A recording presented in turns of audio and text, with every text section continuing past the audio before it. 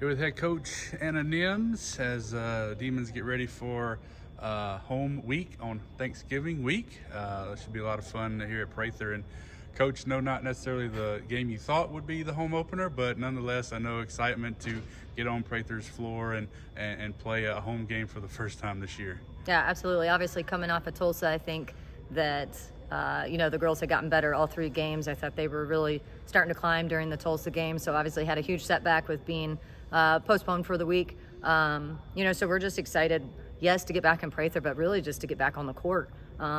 We had gained some momentum, and so that kind of stunk, but excited to get going and then have no setbacks moving, from now until Christmas. With practices and things that you were able to do last week, do you feel like that momentum you talked about, you were able to kind of maintain it a little bit just through the way that you guys practiced? I think we tried our very best. I think, we were down in staff, we were down in players. We were able to get a lot of individual work in, and then try to capitalize on these last couple days of teamwork. But I think that we just have to find that same grit that we had at Tulsa and be able to move that into this Grambling game. And although it's kind of tough, obviously, when you're working one-on-one and individuals, I think that they did a really nice job and maintained their focus. So I think we got the best out of the group that was under the weather. Take me back to the end of that trip. It was a long trip, and it was a nice team bonding kind of trip for you guys.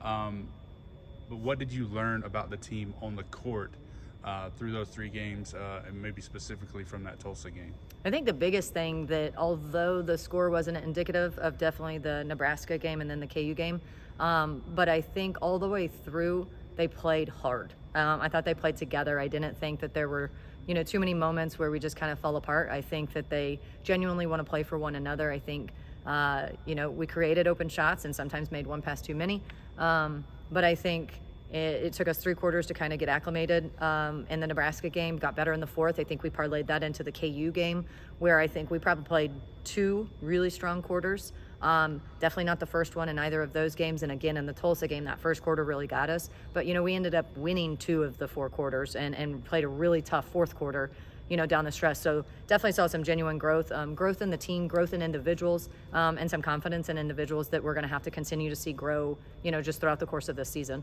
You mentioned them playing hard through all 3 of those games. How key is that going to be as we move into this Grambling game? Well, you can't win. If everybody's not playing for one another and you don't play for 40 minutes, you're not going to come out very successful. And I think that Grambling's coming off a huge win versus Arizona State.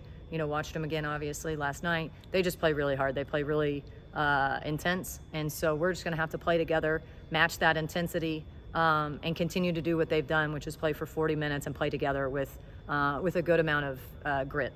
And I think they've done that even in the last 2 days. And again, fighting the adversity that they're fighting. I've been really proud of them. All right. Thanks so much, Coach. Thank you. Work 'em.